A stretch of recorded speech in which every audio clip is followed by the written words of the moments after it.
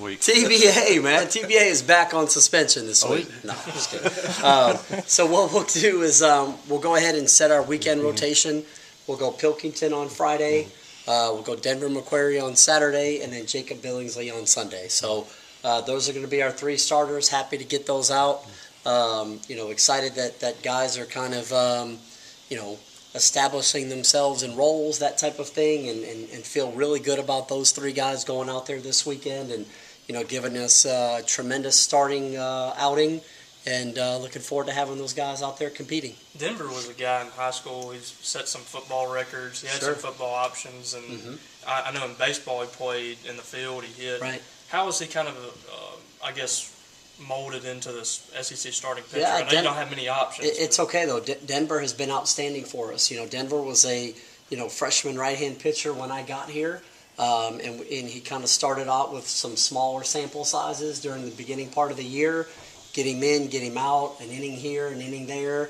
As the season has kind of progressed, he's gotten more time, and Denver has started our biggest midweek ball games of the year this year, both games in Pearl against Southern Mississippi and Ole Miss. The longer the season has gone, the more time he's had as a full-time pitcher for us, and the more he's gone out there, the better he's done. His fastball command has gotten better. His strike-throwing ability has gotten better. Started to really command his changeup and developing a really good feel for his breaking ball. So, he's a three-pitch guy, fastball, curveball, changeup that pounds the strike zone. The last couple times out, he's a tremendous athlete, like you just talked about. I think he holds the all-time career interceptions record in the state of Mississippi, which is pretty incredible when you're talking about the high quality of Mississippi high school football. Just a great athlete on the mound every single day out there for us. I've talked all year about loving to have position player athleticism on the mound, and he's everything that we're looking for in terms of just being able to control his delivery, repeat his mechanics, feel for three pitches. He's done an outstanding job for us. What does it say about the SEC? A lot of people are saying it down, but Georgia takes two this past weekend. A lot of people have kind of looked down on them this year, but what does it kind of say about the SEC, the depth of it, I guess, if they can do that in a series? Yeah, I don't necessarily think the SEC is down at all, but I hear what you're saying. I just think it's incredibly talented players that just beat up on each other every single weekend. And, we talk all the time as our team and with our coaching staff and our players that, you can throw the records out the window in this league. It doesn't matter what guys are doing. It doesn't matter if teams are hot or they're cold. Everybody has outstanding, tremendously talented young baseball players. And whether they're at Georgia, Alabama, Auburn, Mississippi State, those are all the schools that all those kids are visiting all the time before they make their decisions. So it's an extremely talented league. It's so competitive each and every weekend. Georgia last weekend beats Kentucky 2 out of 3 at Kentucky. They beat Georgia Tech last night in a really big midweek ball game. So they're a really good, talented team that's playing really well right now.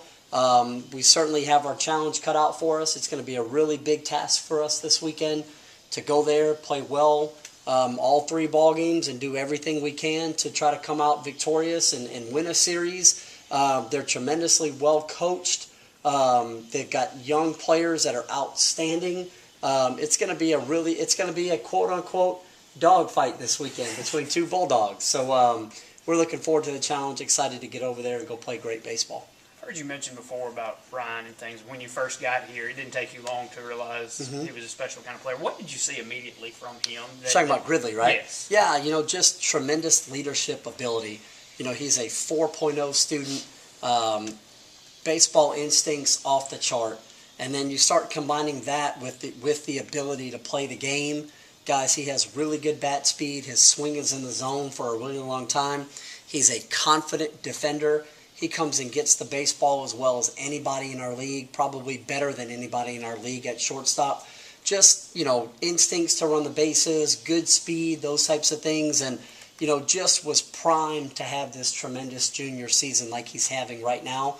And you start combining tools to play the game plus positive makeup, love to play baseball. That's exactly what Ryan Gridley is. And he's having an all-SEC, all-American type of season for us. Hitting behind Rooker every day, has really picked up some big hits and driven in some gigantic runs for us this year. And you said it didn't really even take you long to understand that was the kind of guy he was, right? No, exactly right. And we had played him 4 times last year, and came away really impressed with his ability to play shortstop last year. And then once we got here and once I was able to spend some time with him offensively, could see how flat his swing was and could see the plate discipline, the strike zone judgment, that kind of thing. He's an extremely confident player, believes he's the best shortstop in America. And he'll tell you that too, which I love. And I love the fact that he has that kind of confidence about his own ability because it allows him to go out there and play well each and every day and help us win ball games. You said something the other day that you like the polls. Yeah, sure. But you don't like keeping track of the standings, the RPIs, things Right, like that. sure. Is that more a way of trying to keep things week to week, day to day? Yeah, I think you can't ever get ahead of yourself in this league. It's too competitive. Anybody can beat anyone on any given day. So, we talk all the time about, guys, we don't need to count wins and start looking at who's doing what. And if this team wins 2 out of 3 and this team wins 1, if this team gets swept, then we're in this place. We don't talk about any of that kind of stuff. We talk about preparing ourselves each and every day for a practice, each and every day for a game. We talk about going into each series as 3 individual battles. And the goal is to win the weekend. And so it doesn't matter if you lose on a Friday night. It is a short-term memory type of thing here in this program right now, and that's what we want to do. If you play great on a Friday night and win, it's over with. One day in this league doesn't dictate what's going to happen the very next day because everybody's extremely talented. And everyone is capable of winning every day. So we just take it legitimately. I know it's a cliche, but just day by day, worry about the 9 innings that are ahead of us and just want to stay out there and play as hard as we can, as well as we can, play fundamentally sound baseball, and that's our recipe. Our guys have a tremendous amount of fight in them. I think we have 21 come from behind victories this year, which is incredible. And it just speaks to the resiliency of our club. We're not going to give in. We never put our heads down. We never pout. We never give in. We talk all the time. We've got our boxing gloves that we bring with us everywhere about getting in the middle of the ring and throwing punches. We want guys that are not going to back down from the challenge. We want to get in there. We don't want to dance. We want to get right smack in the middle of the ring and throw some haymakers. What do you see from Georgia scouting that makes them dangerous, especially here at the end of the Just year? tremendously talented. They have a younger roster, but that is loaded with really good young players. And, in this league, it takes a minute to get going in terms of the youth. And, I've said for years, older players and older teams generally win in the SEC because there's so much failure that happens early in young players' careers because they're competing against older kids with great ability that have been through the battles of this league. And, Georgia has a young roster, but guys, when I look top to bottom of their team, they are tremendously talented. They've got a lot of velocity on their team. They've got quality starting pitching.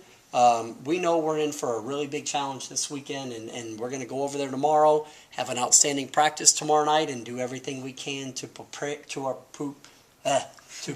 ourselves to play well on Friday. And then we'll focus on Saturday at that time. And then when Sunday comes around, we're going to do our best to play well on Sunday too. Last we spoke, you weren't exactly sure of when Stovall might come back, be for LSU or SEC. Yeah. Do you have a better idea now? So he's got his cast off now. He's going through treatment and therapy every day, pretty much all day long.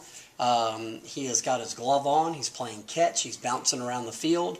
We'll give it a go tomorrow at practice at Georgia. We'll see how he handles swinging. We'll see how he handles, playing pitch and catch, and seeing what type of impact it's going to have. See if he can close his glove, that kind of thing. But as of right now, the cast is off. He's feeling good. We'll see how he feels tomorrow. Maybe we'll let him swing, see how he feels on Friday. But he's chomping at the bit to get out there this weekend. And knowing Stovey, he's going to do everything he can to play on Friday. And he's already tugging at my sleeve every day, all day at practice, saying, "Coach, I can play, I can play, I can play." So, I love his makeup. I love his mentality. He is a total team first, team last type of guy.